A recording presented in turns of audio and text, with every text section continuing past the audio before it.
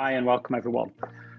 Maybe it helps to start just by saying a few words about the Kudelski Group and NAGRA, and a lot of you may or may not have heard of the name and the entity itself. So the group comes from Europe. It was founded out of Switzerland, where our European headquarters are, back in the late 1940s. And it really started out being in the audio industry, supplying audio recording technology to the Hollywood studios. So any movie that you pretty much saw in the analog days had its audio track recorded on NAGRA audio equipment. In fact, we've won several Academy Awards and Emmys for the contributions to the movie industry on that side. And some of that equipment was the first equipment to the summit of Mount Everest and the Apollo space missions, etc. As times changed and as the company grew, we started to pivot more towards the digital pay TV industry in the early 90s. And today, NAGRA provides technology and services to those pay TV operators around the world, really securing premium pay TV content. So we secure values of billions of dollars of that premium content. So we are the people that prevent you from watching HBO and Showtime if you've not paid your subscriptions to HBO and Showtime. Through the legacy of the company, we have a very large IP patent portfolio. And in fact, there's probably not a major streaming service provider today that hasn't licensed some of their IP portfolio in the delivery of their services. So we really moved from analog audio to digital TV, securing content around digital TV. And now we see this next wave really from the last 5 years or so, more around streaming content and what's happening in the world of streaming. So I'm going to start sharing a few slides, and that may help as well to tell the story.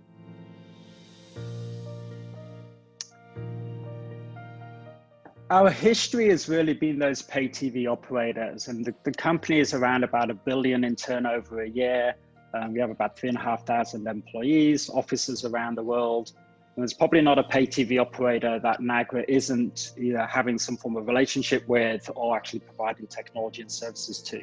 So as Mariana was saying, think of Dish here in the North America, US marketplace, think of Vodafone, Kabel Deutschland in Germany, think of Ozstar in Australia, think of Net Brazil, headquartered out of Sao Paulo. All of these people use NAGRA technology. But in the pay TV world, life is complicated. They have set-top boxes in people's homes. These are resource-constrained devices. Deployments can take 6 months, 9 months, 12 months, 18 months to get technology out into the marketplace on that side. And so NAGRA has a suite of products that really fit that place very well. And it's a mindset very much of customization. People want things very much bespoke to them. They want their own app on the phone that really, in their minds, elevates their brand and their presence and their content portfolio on that side. And there's a few that can afford to pay that, yeah?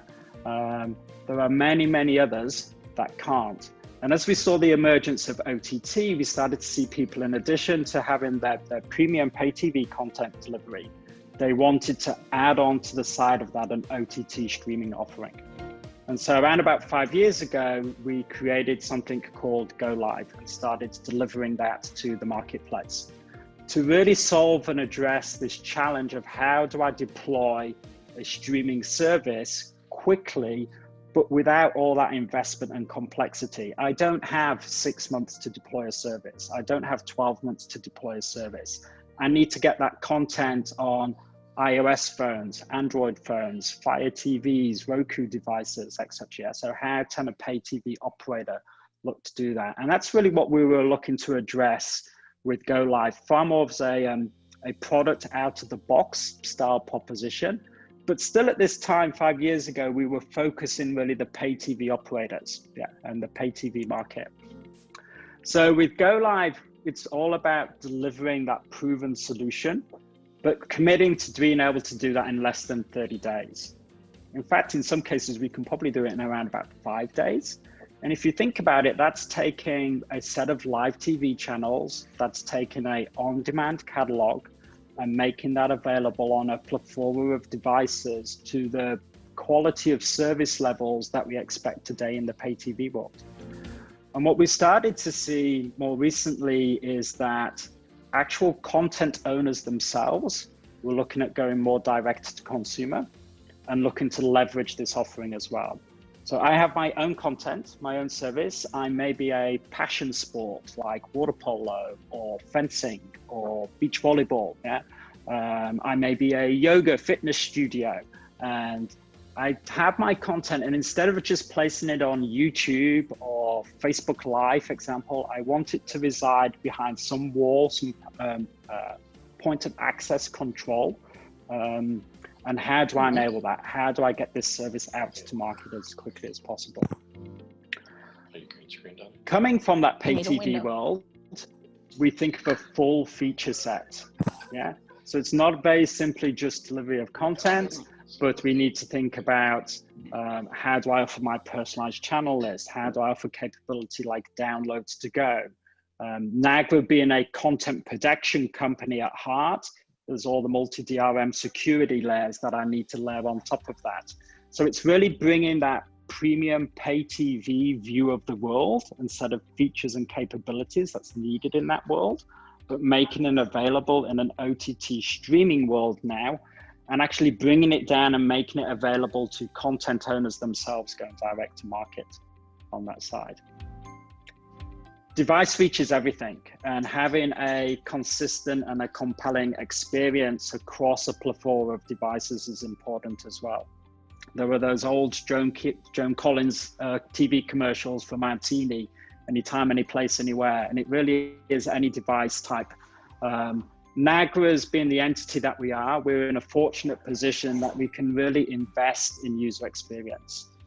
One of the functions I used to run within the group was our user research lab here in San Francisco, where we literally go from information architecture to eye tracking to understand how user experiences are used on that side.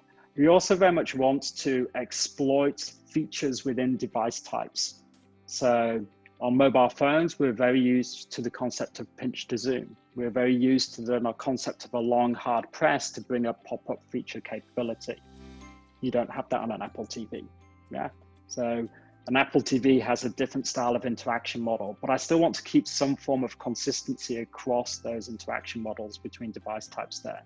So device features all important and all key. And I think going to a content owner and saying it's not just an app on a mobile phone, but that content can also be consumed on a Roku box, on a Fire TV, on an Apple TV, is often something that seems to be really important to them on that side. Linked to that, and not surprising that we come from the pay TV world, there's a big difference in an interaction model between a device that's 6 inches away from your face and a device that's 12 feet away from you. So we make reference to this lean back experience. And again, I was touching on some of those points before this, how do I exploit that device type and provide an experience across there? And I think the message here to content owners is we've got you covered, yeah? No matter what sort of content you have and the device type that that content wants to be played on, we have this mechanism of making that available in a compelling fashion and a compelling style. We do want to keep with the GoLive proposition though, this very product mindset, product focus, yeah? So the idea is not to customize like crazy, yeah? We break the rules when we start to do that, but we want to enable some level of brand identity to come through the service. So what we look at doing is having this mantra more of configuration. And so what sorts of things are configurable? So from an app perspective, we look at app logo, background image, primary, secondary colors, etc. Another challenge many niche content owners have is just that, how do I deal with Apple to get my application within the Apple Store? How do I deal with Google? How do I physically get my application available within a Roku device, etc.? And part of deploying GoLive is we take that headache away from people, yeah? We control the publishing for them of the application within the Apple Store, same within the Google Play Store. So we try and remove those headaches, those pain points away from them on that side. Linked to it, obviously, is a back end. that helps them drive that. And again, it brings the mindset of what a tier one pay TV operator would have wanted to do from a content product management perspective. Puts that in a set of controls and styles that are appropriate for a content owner looking to go direct to consumer on that side. And that's all really from content management, product management itself, even down to things like push notifications. So what was interesting was that it was a feature asked for us actually by Dish Nepal on that side, in terms of they wanted to be able to communicate when certain media assets were going to be available to a subset of their customer base. And you can think of the example like, this piece of content will be coming online in a week's time. This piece of content is available now. Yeah, you should go and look at that piece of content. So items like that, bringing up. And obviously, we shouldn't forget the analytics side of things, and hence sort of like we work with Firebase in terms of providing basic capability, because in the end, we're matching a price point that's fit for purpose on this side for a content owner to look to go to market. So really that's it. That's what I wanted to talk to you about with GoLive, in terms of how a company like NAGRA within the Kudelski group has taken this history and legacy of providing these really premium, high-end, highly complex, configurable solutions for the pay TV market, and looked about how we can package some of that offering and service now and make it more appropriate for content owners themselves to quickly and easily go to market. The important things really there are that notion around device reach and that consistency of experience across there, the back-end services, and the fact that from a technology standpoint, we pre-integrate with a number of other partners to help that onboarding process be as simple, as easy as possible. And it's been fascinating for me, being somebody that's really come from that pay TV world, to see the interest and the variety of people that are approaching NAGRA now, and the content ideas that they have. Last week, we spoke to people looking at live music events and what they can do. The week before that, we were talking to mega churches, and unfortunate as it is where we are with the pandemic today, etc., people having to see how they get their content out to their customer base is always interesting to see.